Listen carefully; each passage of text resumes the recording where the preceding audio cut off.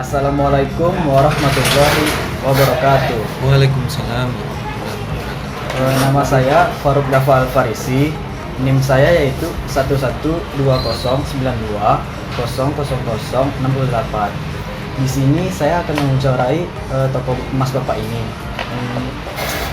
Saya mohon kepada Bapak Taher, saya sebagai mahasiswa UIN Syarif Hidayatullah Jakarta ingin mewawancarai Bapak untuk memenuhi kuliah tugas saya. Apakah Bapak bersedia? Insya Allah bersedia. Baiklah, masuk ke pertanyaannya Pak. Jadi bagaimana sejarah singkat Bapak memulai bisnis ini? Sejarahnya nih sebenarnya panjang sebenarnya. Cuman kita singkatkan aja.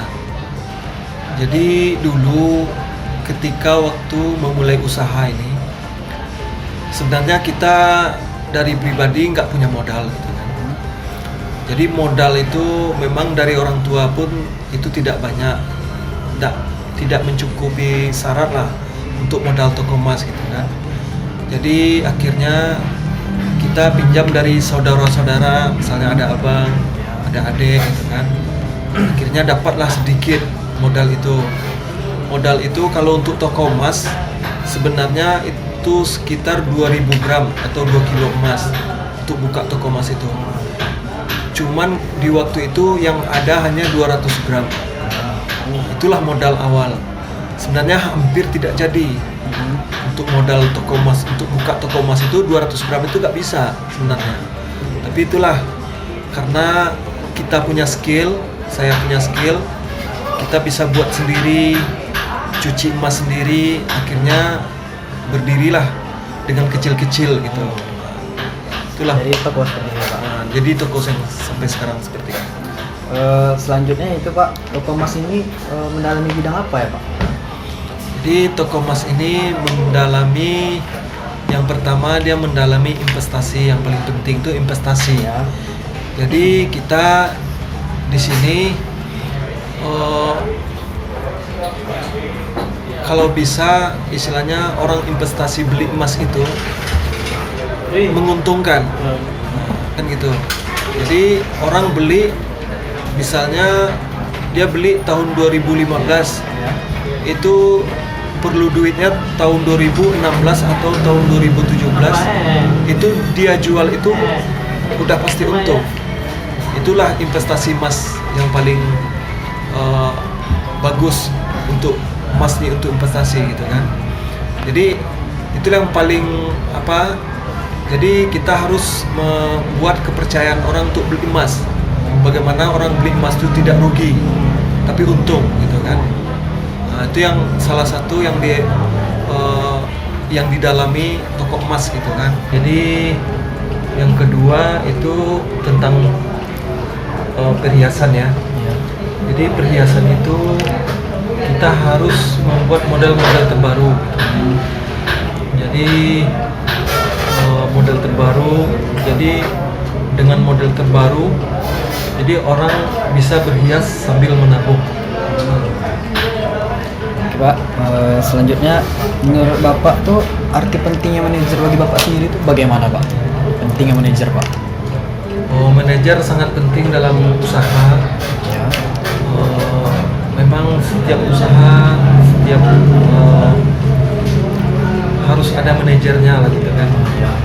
Jadi manajer itu semuanya menentukan, bisa mengatur, membuat inovasi-inovasi seperti toko ini untuk kedepannya seperti apa, harus maju gitu kan. Jadi manajer itu bisa mengatur karyawannya, bagaimana cara pengaturan, membuat sistem-sistem di toko gitu kan, untuk mengatur karyawan. Itulah pentingnya. Jadi kalau tidak ada manajer dalam satu tempat usaha, tempat bisnis, itu kayaknya kurang berkembang, kurang maju. Selanjutnya Pak, kalau mengenai budaya organisasi di dalam bisnis Bapak nih Pak, gimana sih kerja yang dianut karyawan Bapak tuh? Kalau budaya organisasi kayaknya tidak ada. Ya. Cuma kita sistem untuk itu seperti biasa karyawan yang lain lah seperti itu. Misalnya seperti jam-jam kerja seperti normal biasa, masuk jam 9 pagi, terus pulangnya jam 5.30, setengah 6 sore, terus tiap minggunya ada yang libur gitu kan. Terus nanti di hari-hari H seperti hari Lebaran itu ada THR-nya, itu seperti hari-hari yang lain ada pesangonnya juga. Jadi pada umumnya juga ya Pak? Pada umumnya lah gitu. Selanjutnya Pak, pentingnya inovasi untuk usaha Bapak ini gimana Pak? Penting inovasi itu Pak? Kalau inovasi itu sangat penting karena kita di toko ini tidak boleh ketinggalan dalam suatu memulai bisnis itu. Jangan sampai ketinggalan dengan teknologi sekarang gitu kan, karena sekarang zamannya zaman media gitu kan. Jadi kita harus mengikuti apa-apa yang telah tersedia untuk memudahkan bisnis gitu kan. Seperti inovasi-inovasi kita bikin itu seperti apa, model-model terbaru yang kita keluarkan. Terus satu lagi itu dengan memudahkan orang jual beli. Jadi jual beli itu kalau dulu itu biasa orang beli emas itu bawa duit, terus sekarang nggak perlu pakai duit, itu harus melalui nomor rekening, transfer, dan Online ya Pak? seperti itu. Bisa online gitu ya Pak? Iya. Selanjutnya Pak, yang terakhir nih, bagaimana cara Bapak untuk menjadi pemimpin yang baik, khususnya untuk karyawan Bapak nih? Ya, kita jadi pemimpin yang baik itu memang itu suatu tujuan. Kita menanamkan di sini rasa kekeluargaan dengan karyawan, karena karyawan itu kita saling membutuhkan dengan karyawan butuh atasan butuh karyawan. Jadi kita sebenarnya saling membutuhkan. Jadi jangan kita mentang-mentang atasan atau manajer, jangan memperlaku karyawan itu seenaknya gitu kan.